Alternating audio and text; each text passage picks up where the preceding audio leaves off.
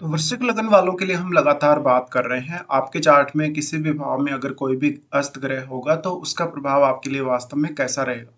इस वीडियो में अब बात कर रहे हैं पंचम भाव के लिए। पंचम भाव यानी आपके पंचम भाव में मान लो कोई भी ग्रह आपका अस्त होकर बैठा है तो उसका प्रभाव आपको कैसा मिल सकता है। यहाँ पे हमने सूर्य को दिखाया है पंचम भाव में। आपका सूर्य हो सकता है कि फोर्थ हाउस में हो, फिफ्थ में हो या इवन सिक्स्थ हाउस में भी सूर्य आपके हो सकते हैं। अब यहाँ पे हम एक एक ग्रह को लेंगे और देखेंगे कि वास्तव में इनके अस्त हो जाने से आपको इनका कैसा प्रभाव मिलेगा। सबसे पहले यहाँ हम अगर सूर्य की स्थिति को देखें तो सूर्य आपके लिए 10th लॉर्ड है और मान लो कि आपके सूर्य पंचम में ही स्थित हो सकते हैं। तो इस केस में ये आपके लिए कैरियर वगैरह के लिए बहुत अच्छा हो जाएगा, कैरियर से रिलेटेड डिसीजन वगैरह लेने के लिए भी। पर अगर हम यहाँ मान लेते हैं कि बृहस्पति आपके अस्त हैं सूर्य से, तो बृहस्पति एक तो स्वयं के घर में होंगे और बृहस्पति आपके चार्ट में दूसरे भाव के भी स्वामी हैं। इसलिए अब यहाँ पे पंचम भाव के थ्रू आपको इनकम होने की संभावना बहुत ज्यादा बढ़ जाएगी। बृहस्पति के अस्त होने से सूर्य की पावर बृहस्पति को मिल रही है, तो आप अपने करियर में बहुत अच्छा कर पाएंगे, इवन करियर से रिलेटेड डिसीजन वगैरह लेने में भी और बाकी अन्य मामलों में भी। ऐसे में हो सकता है आपकी रेपुटेशन बहुत ज्यादा हो, आपका करियर बहुत ही अच्छा हो या आप किसी बहुत बड़े सरकारी पद पे भी इवन हो सकते हैं।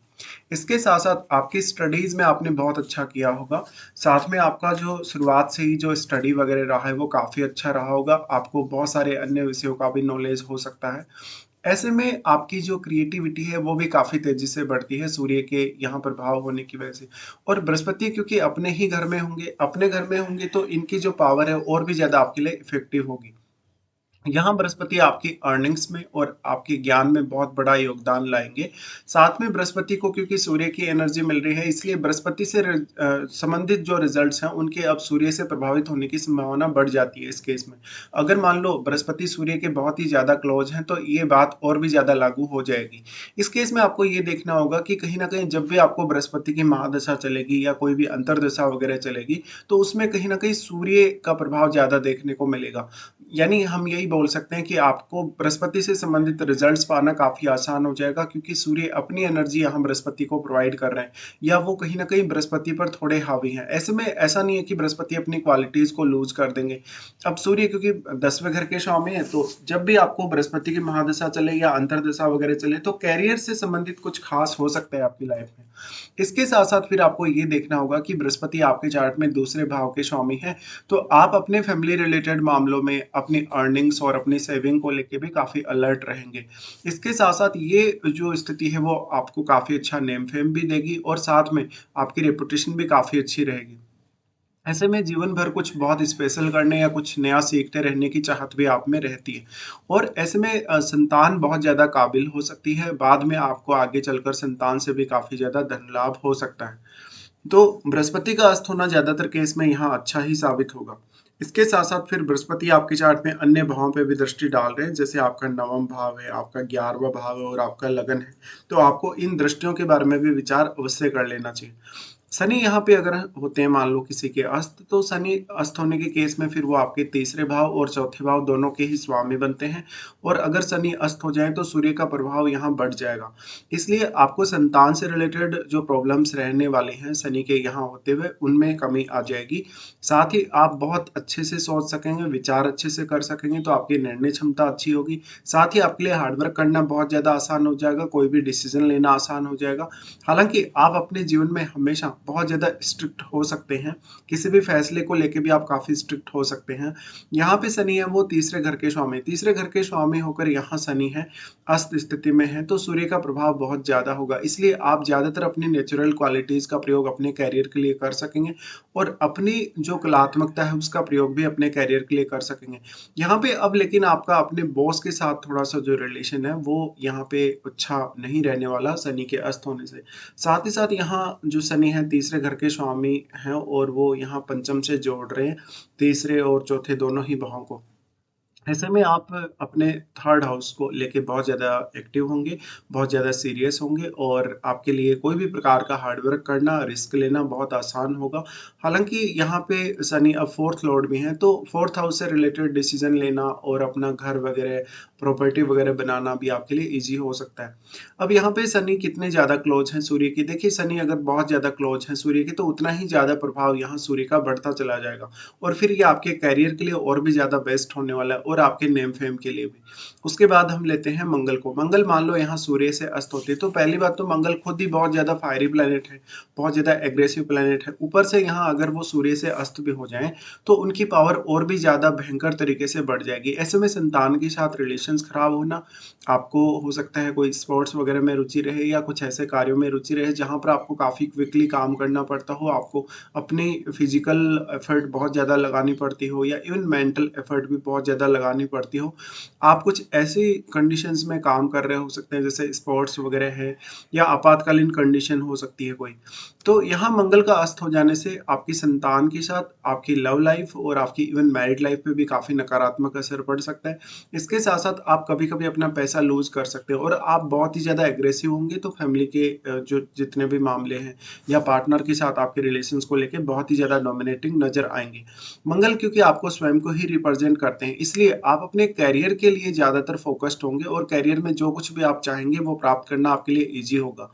अब यहाँ सूर्य 10th लॉर्ड है। 10th लॉर्ड होने की वजह से ये जो स्थिति है मंगल के अस्त होने से कहीं न कहीं आपको बहुत ही ज़्यादा एग्रेसिव बनाएगी। तो अपने बॉस और अपने कलीग्स या अपने जो भी रिलेटिव्स हैं, उनके साथ थोड़ा-सा आपका व्यवहार जो है वो सुधरा हुआ होना चाहिए। तभी आपको ज़्यादातर इसका फ़ायदा मिल सकता है। मंगल के अस्त हो जाने से मंगल बहुत ही ज़्यादा इफ़ेक्टिव हो जाएँगे और भी ज़्यादा। तो अब आपके लिए ये अच्छा होगा कि 6th हाउस से रिलेटेड मैटर्स में आप उस एनर्जी का यूज़ कर सकेंगे और जितनी भी समस्याएँ आपको करियर में आ रही हैं, डेली लाइफ़ वगैरह में आ रही हैं या अपने रूटीन वगैरह में आ रही हैं, उनको आप दूर कर सकेंगे। फिर हम यहाँ लेते हैं चंद्रमा को। चंद्रमा मान लो किसी के भी यहाँ अस्त हैं सूर्य से, तो चंद्रमा आपके चार्ट में 9वें घर के स्वामी है, इसलिए इस बात की बेहद संभावना बढ़ जाती है कि संतान जो होगी आपकी वो बहुत ज़्यादा काबिल हो सकती है, संतान के साथ आपकी अटैचमेंट अच्छी होगी। यहाँ पे बट चंद्रमा को सूर्य की पावर मिल रही है तो ये आपको हाईली क्रिएटिव बनाएगा। साथ में ये आपका विदेश से कुछ कनेक्शन दे सकता है, आपको लिखने में, पढ़ने में, ऐसे कार्यों में रुचि हो सकती है। आप एक अच्छे राइटर या किसी बहुत बड़े सरकारी पद पे हो सकते हैं। बट ऐसे में आपकी इमेजिनेशन बहुत ज़्यादा अच्छी होगी। आपको हमेशा एक अच्छी दूरदृष्टि मिलेगी, बहुत सारे विषयों के बारे में जानने के लिए और कुछ नया सीखने के लिए हमेशा ही। तो ये बहुत ही एक इनोवेटिव कंडीशन कही जा सकती है आप लोगों के लिए, कुछ आप बहुत अलग अपनी लाइफ में करना चाहें। चंद्रमा के अस्त हो जाने से अब माता-पिता का जो प्रभाव है वो आपकी एजुकेशन और आपकी फाइनेंशियल कंडीशन में बहुत ही ज़्यादा अच्छा रह सकता है। तो चंद्रमा को यहाँ सूर्य की एनर्जी मिल रही है तो ये आपको मानसिक तौर पे मजबूत बनाएगा। हाँ, थोड़ा एग्रेसिव ज़रूर बनाएगा जिससे आपको कुछ रिश्तों में प्रॉब्लम्स भी आएँगी कभी-कभी जैसे कि आपकी लव लाइफ में भी इवन आपकी मैरिड लाइफ में भी। उसके बाद अगर देखें तो चंद्रमा क्योंकि 9वें घर के स्वामी हैं तो ऐसे में संतान बहुत ज़्यादा लकी हो सकती है आपकी और आपको देश-विदेश या कहीं दूसरी जगह घूमने-फिरने का मौका काफ़ी ज़्यादा मिल सकता है। इवन ये हायर एजुकेशन के लिए बहुत ज़्यादा अच्छा होगा। फिर हम यहाँ लेते हैं शुक्र को। अब शुक्र यहाँ उच्च की स्थिति में होंगे लेकिन अगर शुक्र अस्त भी हो जाए तो ये आपके लिए धन लग्ज़री पाने के लिए आसान रहेगा। आपकी लव लाइफ़ काफ़ी बेटर होगी। भले ही मैरिड लाइफ़ से हो सकता है आप उतने ज़्यादा संतुष्ट हो ना हो तो लेकिन आपका पार्टनर जो होगा वो आपके लिए थोड़ा ज़्यादा डोमिनेटिंग होगा और आपका पार्टनर कहीं न कहीं एक फ़ेमस पर्सनैलिटी हो सकता है। उसके पास धन लग्ज़री पैसे बहुत ज़्यादा हो सकते हैं। तो किसी न किसी तरीके से आपको इसका फ़ायदा मिलेगा ही। लेकिन ये मैरिड लाइफ़ के लिए थोड़ा अच्छा नहीं कहा जा सकता। कभी-कभी रिलेशनशिप को लेके इश्यूज इसमें आते हैं।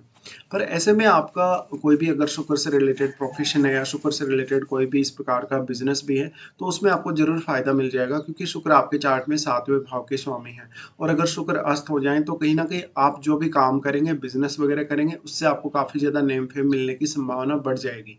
इसके साथ ही शुक्र 12वें घर के स्वामी, तो 12वें घर के स्वामी होने की वजह से यहाँ अफ़ेयर्स के लिए उतना अच्छा नहीं है शुक्र का अस्त होना। लेकिन धन लग्ज़री के लिए और आपकी जो क्रिएटिविटी है, आपका जो स्किल है, जो नेचुरल क्वालिटीज़ हैं, उनके लिए बेहद अच्छा होगा। फिर यहाँ पे लेते हैं बुध को। अब बुध वैसे देखा जाए तो यहाँ नीच की स्थिति में होंगे बट अगर बुध अस्त हो जाते हैं तो बुध आपके चार्ट में 8वें घर के स्वामी हैं और 11वें घर के स्वामी हैं। तो आपको एक तो अर्निंग्स में बहुत ज़्यादा सहायता मिल जाएगी। एक आपको कोई भी चीज़ को एक्सप्लोर करने, आपको कोई नई रिसर्च वगैरह करने में बहुत हेल्प होगी। साथ-साथ में ये आपको काफ़ी मल्टीटास्किंग बनाएगा, काफ़ी कम्युनिकेशन में भी अच्छा रहेगा और यहाँ बुध को सूर्य की पावर मिल रही है, तो ये करियर के लिए बहुत ज़्यादा अच्छा कहा जा सकता है। अब यहाँ आपको हालाँकि जुपिटर को ज़रूर देख लेना चाहिए कि जुपिटर कैसी स्थिति में है, यहाँ से फिर क्योंकि दोनों ही ग्रह आपके 11वें घर को प्रभावित करते हैं, तो 11वें घर के लिए बेहद अच्छा होगा। और बुध क्योंकि 8वें घर के स्वामी हैं, तो 8वें घर को एक्सप्लोर करना, 8वें भाव से संबंधित कोई भी काम करना ईज़ी होगा या कोई भी डिसीज़न लेना ईज़ी होगा। ऐसे में आपको कोई भी प्रकार की समस्या आ रही है, कोई भी प्रकार की जैसे फाइनेंशियल कंडीशन खराब है या अन्य कोई भी रिश्तों को लेके दिक्कतें हैं, वहाँ पर आप एक क्लियरली अपना डिसीज़न ले सकेंगे। बुध के अस्त हो जाने से यहाँ सूर्य की एनर्जी बुध को बहुत ज़्यादा मिल रही है, तो इसका फ़ायदा आपको आपके करियर के लिए मिलेगा। करियर में आप अपने स्किल्स का अच्छे से इस्तेमाल कर सकते हैं। करियर को लेकर आप काफ़ी ज़्यादा ऑब्सेस्ड भी होंगे। तो ये कुछ प्रभाव रहेंगे अब जब भी इनमें से कोई भी ग्रह आपका अस्त होता है आपके पंचम भाव में।